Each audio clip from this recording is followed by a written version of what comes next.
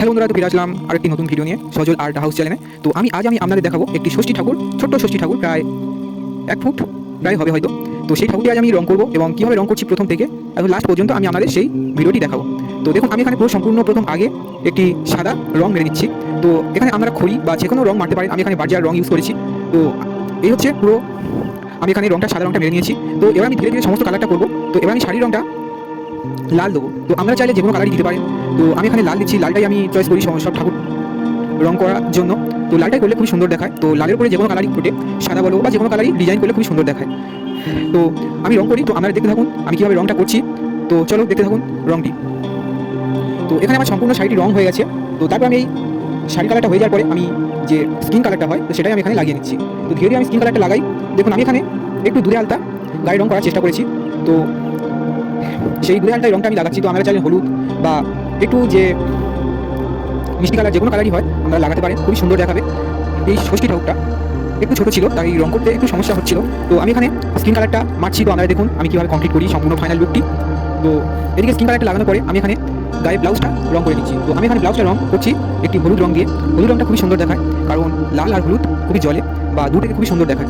তো আমি ধীরে ধীরে সম্পূর্ণ কালারগুলি করছি। তো আমরা দেখুন আমি কীরকমভাবে রঙগুলো করি। তো অবশ্যই চ্যানেলটিকে ফলো করে রাখবেন বা সাবস্ক্রাইব করবেন।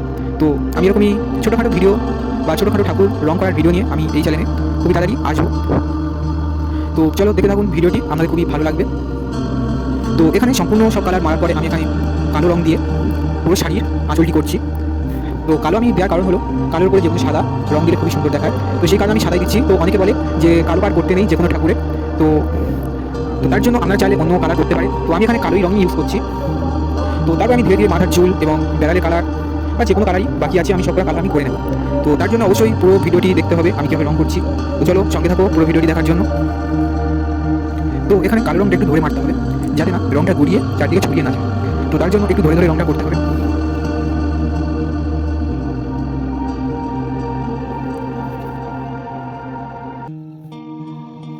তো প্রায় কালার কমপ্লিট করার পরে আমি চলে এসেছি শাড়ির ডিজাইন করতে। তো আমি এখানে যে থাপা শাড়ি বা যে কোনো হাতে বানানো শাড়ি, তো সেরকমই কাজ আমি এই ঠাকুরটির ওপর ইউজ করবো। আর ভেতরে যে শাড়ির যে ভেতর বা খোলের যে অংশটি হবে, সেখানে আমি কিছু অন্য কাজই ইউজ করবো। তো তার জন্য অবশ্যই দেখতে হবে পুরো ভিডিওটি। তো আমি এখানে সাদা দিয়েই কালার করার চেষ্টা করেছি সম্পূর্ণ ডিজাইনটি।